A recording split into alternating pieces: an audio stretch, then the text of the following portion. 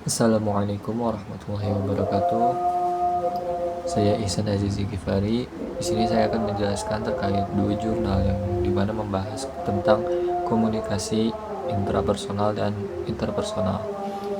Terlebih dahulu saya akan membahas mengenai komunikasi intrapersonal.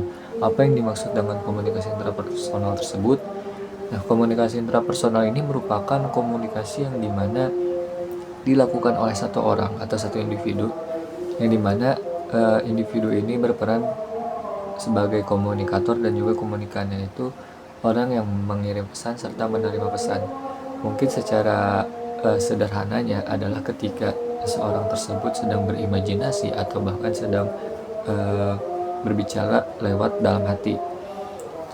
Adapun untuk manfaatnya, yaitu bisa meningkatkan kreativitas, imajinasi, lalu juga pemahaman, serta eh, pengendalian diri, dan juga yang terakhir yaitu kedewasaan berpikir. Adapun untuk prosesnya di sini terdiri dari 4 tahapan, yang dimana untuk yang pertama yaitu proses sensasi, diawali dengan adanya stimulus atau sebuah trigger, yang akhirnya berlanjut ke tahap kedua yaitu persepsi, yang dimana organ menerima stimulus lalu dikirim ke sistem saraf, dan pada saat itu lanjut ke tahap ketiga yaitu memori, di mana memproses rangsangan dengan 3 tingkatan di dalam memori ini, yaitu ada kognitif, emosional, dan juga psikologis. Dan yang terakhir barulah sampai di tahap transmisi, yaitu pengirim dan penerima itu adalah orang yang sama. Mungkin suatu contoh dalam studi kasus, misalnya kita ambil dalam peristiwa yang ataupun yang sedang happening banget, yaitu mengenai SNBP.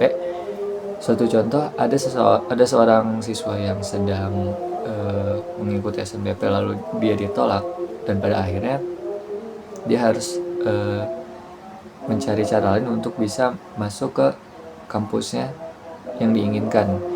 Satu misal dia memiliki dua kampus pilihan, dan pada akhirnya dua kampus ini membuat dia berpikir dan akhirnya berimajinasi bagaimana baiknya untuk diri dia sendiri masuk kampus pertama ataupun kampus kedua, sehingga disinilah terjadi proses imajinasi, proses berpikir, ataupun bahkan proses berbicara dalam hati. Jadi kurang lebih seperti itu untuk studi kasus komunikasi intrapersonal. Adapun komunikasi interpersonal mungkin secara kebahasaan kurang lebih sama, tetapi pada nyatanya untuk definisinya ini berbeda, di mana komunikasi secara interpersonal ini adalah ketika dua orang yang dimana saling berkomunikasi secara tatap muka ataupun secara langsung, dan saling memberikan pengaruh untuk persepsi masing-masing.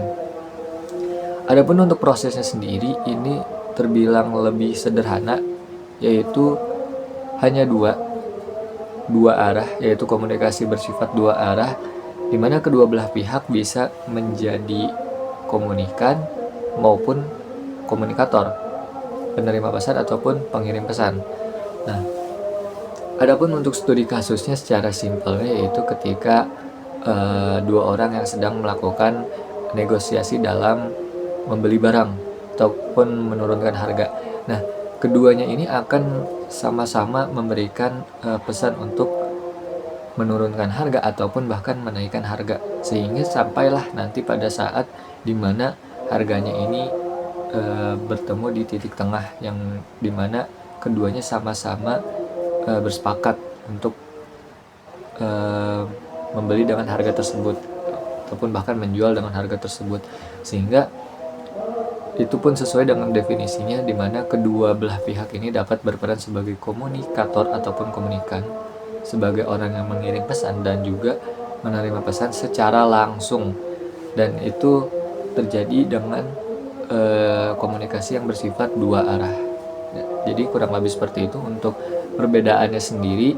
Untuk intrapersonal itu lebih kepada seorang individu, yang dimana seorang individu itu sebagai komunikator atau pengirim pesan, dan komunikan sebagai penerima pesan. Sedangkan untuk interpersonal yaitu memerlukan 2 orang, yang dimana keduanya terlibat komunikasi secara langsung dan juga berperan sebagai komunikator dan juga komunikan, sehingga keduanya sama-sama dapat mempengaruhi persepsi masing-masing. Mungkin cukup sekian dari saya. Wassalamualaikum warahmatullahi wabarakatuh.